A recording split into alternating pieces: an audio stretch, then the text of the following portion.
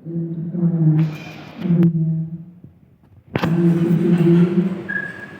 juga para pemuda Nabi yang Masya Allah